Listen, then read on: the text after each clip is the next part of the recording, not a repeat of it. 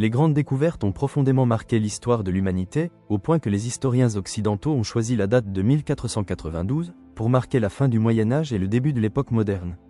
Les explorations et les colonisations européennes qu'elles ont engendrées ont apporté de nombreux enseignements. Voici 5 des principales leçons que l'on peut en tirer. La curiosité et l'innovation ouvrent de nouveaux horizons.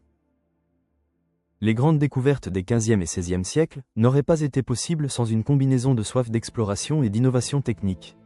Par exemple, l'astrolabe, grâce aux étoiles, permet de calculer assez précisément le degré de latitude, c'est-à-dire la distance par rapport à l'équateur.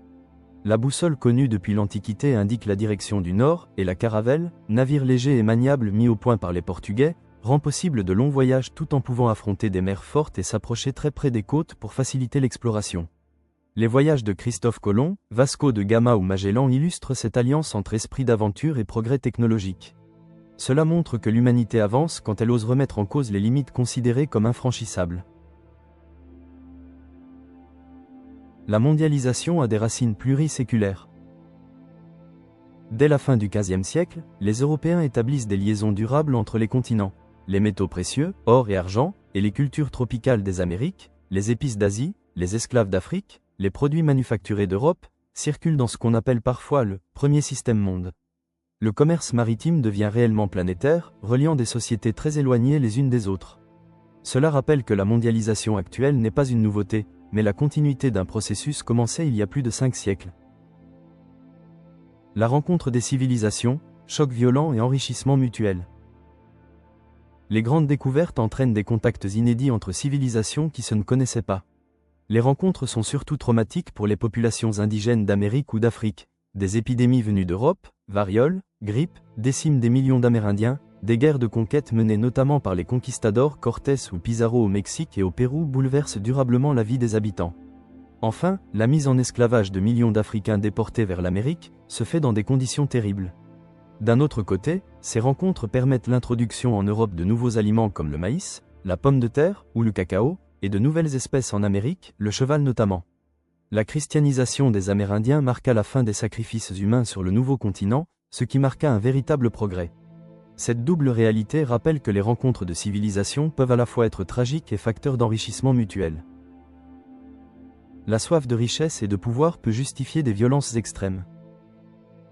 Les expéditions n'étaient pas seulement motivées par la curiosité, mais surtout par l'appât du gain et du pouvoir. La recherche d'or, de terre et d'épices a conduit à des politiques brutales de colonisation, à la destruction d'empires comme celui des Aztèques ou des Incas, au travail forcé des indigènes dans les mines ou les exploitations agricoles, appelées encomiendas, et à l'organisation de la traite négrière transatlantique. Même si les rois européens, notamment le roi d'Espagne, ont très tôt été alertés sur les excès commis par des colons, l'éloignement géographique rendait difficile l'application des règles royales visant à rester respectueux des indigènes que, par ailleurs, l'on s'employait à évangéliser.